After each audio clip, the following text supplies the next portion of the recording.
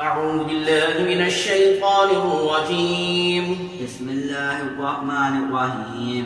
الحمد لله الذي أنزل على عبده الكتاب ولم يجعل له عوجا قيما لينذر بأسا شديدا من لدنه ويبشر المؤمنين الذين يعملون الصالحات أن لهم أجرا حسنا ماكثين فيه أبدا وينذر الذين قالوا اتخذ الله ولدا ما لهم به من علم ولا لآبائهم كبرت كلمة تخرج من أفواههم إن يقولون إلا كذبا فلعلك باخع نفسك على آثارهم إن لم يؤمنوا بهذا الحديث أسفا إنا جعلنا ما على الأرض زينة لها ليبلوهم أيهم أحسن عملا وإنا لجاعلون ما عليها صعيدا جرزا أم حسبت أن أصحاب الكهف والرقيم كانوا من آياتنا عجبا إذ أوى الفتية إلى الكهف فقالوا ربنا آتنا من لدنك رحمة وهيئ لنا من أمرنا رشدا. صدق الله العظيم. بسم الله الرحمن الرحيم. بسم اللہ الرحمن الرحیم والصلاة والسلام علی سید الانبیاء والمرسلین. السلام علیکم ورحمۃ اللہ وبرکاتہ. رمضان المبارک کے حوالے سے جی آج جمعۃ المبارک. اس جمعہ کی اہمیت تو ویسے ہی آپ کو پتہ ہے کہ بہت زیادہ ہے کیونکہ یہ دنوں کا سردار دن ہے.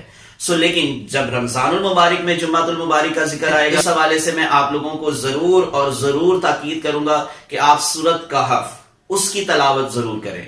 اب سورۃ کہف کے حوالے سے آپ لوگوں نے سنا ہوگا کہ جمعۃ المبارک میں اس کی تلاوت کا بہت زیادہ ذکر کیا جاتا ہے, بہت زیادہ اس کی اہمیت ہے. اب اس کے حوالے سے تھوڑی سی ایک دو باتیں میں آپ لوگوں کے ساتھ انشاءاللہ ڈسکس کروں گا.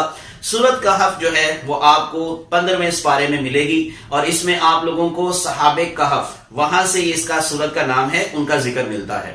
اب اس سورت کی اہمیت کے حوالے سے احادیث میں مختلف روایات ہمیں ملتی ہیں جس میں اس کی جو پہلی 10 آیات ہیں اس کے حوالے سے بھی روایت ہے کہ آپ اس کو ایک تو تلاوت کریں, قرأت کریں اور اس کو پھر آپ حفظ کریں, زبانی یاد کریں. اور اسی طرح سے مختلف احادیث کے اندر آپ لوگوں کو جو آخری 10 آیات ہیں ان کے بارے میں بھی روایت ملتی ہے.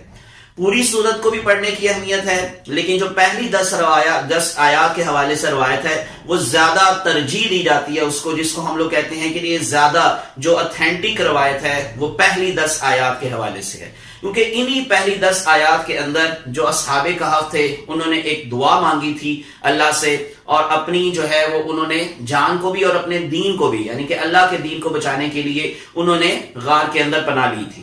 تو اس وجہ سے اس ایت کی اہمیت جو زیادہ آپ کو بتائی جاتی ہے وہ دجال کے فتنے کے حوالے سے بتائی جاتی ہے کہ اگر کوئی پہلی 10 آیات کو حفظ کر لے گا اور اس کو اپنی جو معمول کی جو ایکٹیویٹیز ہیں یا معمول کے حوالے سے اس کو دہراتا رہے گا, اس کو پڑھتا رہے گا تو اس کو دجال کے فتنے سے نجات حاصل ہوگی.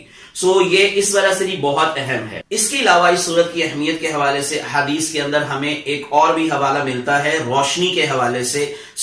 جو اس کی تلاوت کرے گا کہ جمعہ کے دن تو اس کو اب ایک روشنی کا جو ایک یوں کہہ لیں حالہ ہے اس کے ارد گرد بن جائے گا اور وہ روشنی کا ذکر کیا گیا ہے کہ وہ اگلے جمعے سے یعنی اگلے جمعے تک, پچھلے جمعے سے جب آپ نے تلاوت کی اور اس سے اگلے جمعے تک آپ کو ایک روشنی کے حصار کے اندر محفوظ کر لیا جائے گا, آپ کے ارد گرد ایک روشنی کا حالہ بن جائے گا.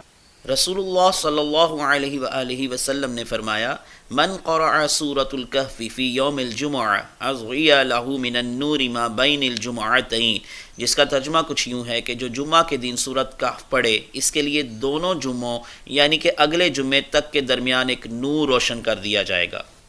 اسی طرح سے ایک اور حدیث مبارکہ کے مطابق نبی کریم صلی اللہ علیہ وآلہ وسلم نے فرمایا من قرأ سورة الکہف لیلۃ الجمعہ اضیء لہ من النور فیما بینہ وبین البیت العتیق, جس کا ترجمہ کچھ یوں ہے کہ جس نے جمعہ کی رات سورۃ کہف پڑھی اس کے اور بیت اللہ کے درمیان نور کی روشنی ہو جاتی ہے.